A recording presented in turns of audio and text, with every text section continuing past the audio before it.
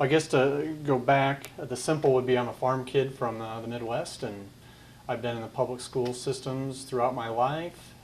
I was able to earn 3 degrees in higher education, which landed me a job at NASA. So I was fortunate, blessed to work at NASA for a few years, and then my wife and I moved to Kirksville in 2002 to take teaching jobs at Truman State University.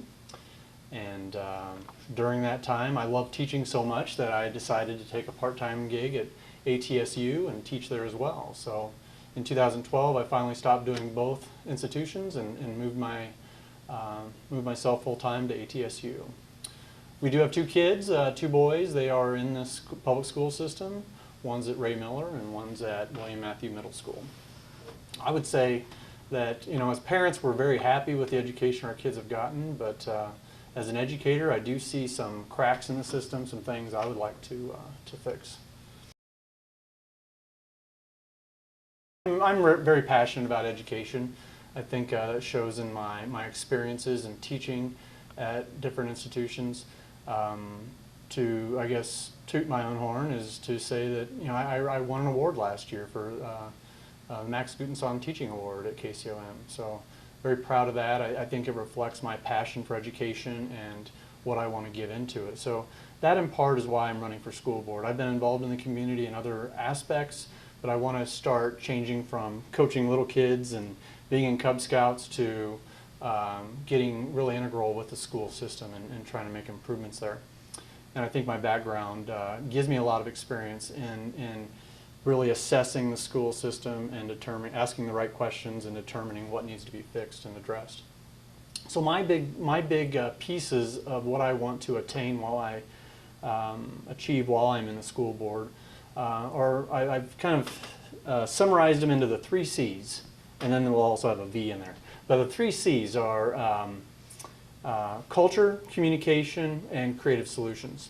And I think the culture in the school, there's been plenty of examples shown in different educational systems that the culture is integral. That if you don't have a healthy culture, the teachers aren't happy, students aren't happy, learning goes down. And we need to really address cultural issues. And there are some things that happen in our school system that drive culture down, drive morale down, drive student success down, and we really need to address those. And the school board has to be integral. They have to be involved. They have to really communicate and understand what is going on in the school system so that we can improve where we're weakest. Alongside that then is communication. And what I see as I've been getting into the school system a little bit more, since I threw my hat in the ring, you start talking more and you start noticing things a little bit different, and been attending school board meetings, and you see some glimpses into perhaps a breakage within the communication network that, I think the school board needs to be so integrated into the school system that they get in there, they talk with teachers, they see what's happening on a daily basis. Not that they'd be there daily, but they need to see what's happening in the trenches. And that communication that the school board needs to have with administration, with principals, with the teachers, even some students on occasion, is key for a success within the school district. I think that the last piece of this, the creative solutions, we have to be in communication to come up with ways. We need to investigate, research how other school districts have solved the problems that we see in ours. Our problems aren't unique. We need to look at other school districts that have been successful, pull those ideas in, and everybody be on one page, which means we have to have vision. So there's the V. And so our vision, I think our school district right now lacks a vision. Yes, we have a mission statement. Yes, we have ideas, but it's fragmented. Each of the buildings, we have 5 to 6 different buildings, depending on how you count, within the district. And these different buildings are not necessarily all on the same page when it comes to a vision. And so our school system, the board, the superintendent, everybody all the way down through the students should understand a single vision and how we are going to approach these goals that we should have in our system. Well, the biggest, well, we could talk either nationally or locally. And nationally, I think we're falling behind other countries. Depending on the metric you look at, we're either 17th or 23rd out of 40 industrialized nations in education, which is unacceptable. Our students deserve better, more than that, than what we're giving. How we solve that, I think, I can't solve that at a national level, but we can do it locally. The other thing happening nationally is there are currently bills in Congress that will have an impact, and I believe them to be negative, on the public school system.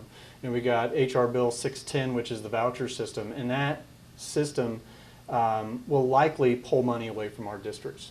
We are not set up in this rural environment to get all competitive with other schools. Our kids are not going to get competitive, we're not going to be competitive, or Macon gets more competitive and our students start moving there.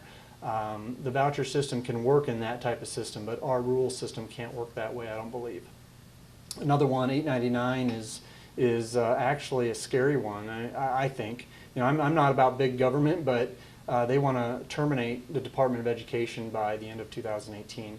And I think it's still unknown, but I still think that could have a negative impact. And there's another bill about labor unions that's going to weaken.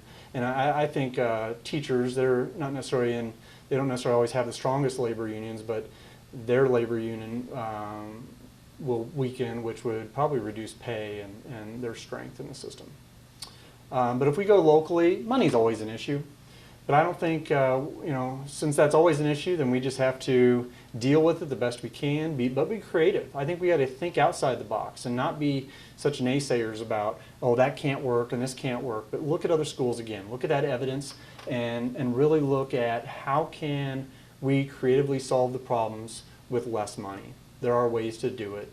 And creative solutions, a lot of times people will say, oh, we can't do that, that's going to cost money. But a lot of times it's not necessarily a money issue. It's just an effort issue. It's a desire to set goals and to have that vision and then figure out ways of which we can approach those.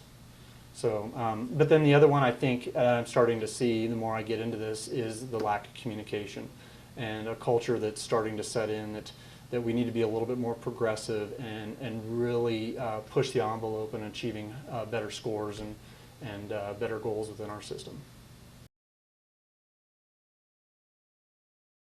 That is a difficult issue.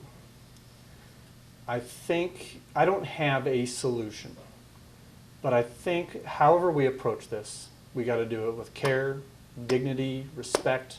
We got to love, and that's part of that cultural issue. To figure it out, we're going to have to communicate.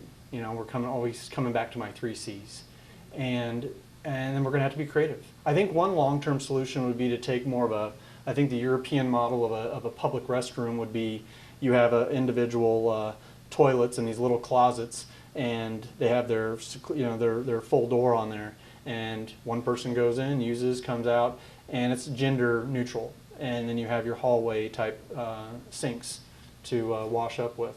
And there's a lot of positives of that system, and then we wouldn't have to. But that's an infrastructure issue. It'd cost a little money to redo some things.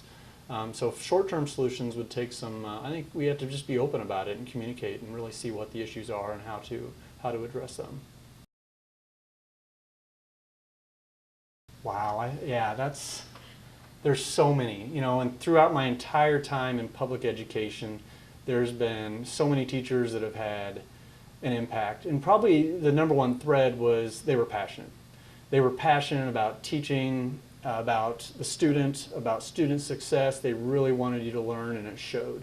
And they put a lot of effort into it, and they didn't get necessarily a lot of accolades. But one definitely stands out. And in my master's program, I met probably the most compassionate, loving, interested teacher that I've ever met. His name was Nick Sturgio.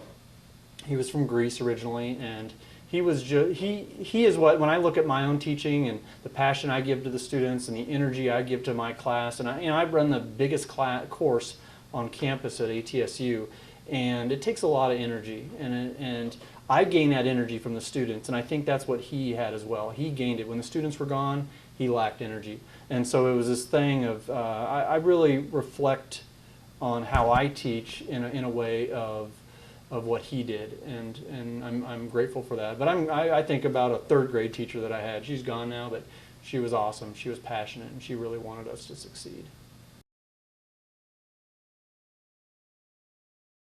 I would say that with the school, I've been studying because I didn't know before, what does a school board really do? So I've been investigating that, and I came across it's called the Lighthouse Project. And this, they did a large study on numerous school districts on what are the characteristics of the school board and the administration in high-achieving school districts versus low. And these weren't necessarily, this was not based on monetary issues. These were just looking at the characteristics of things like communication, the culture, those types of things. And I've learned so much from that. But it all ties in with my beliefs on the communication, that a school board has to get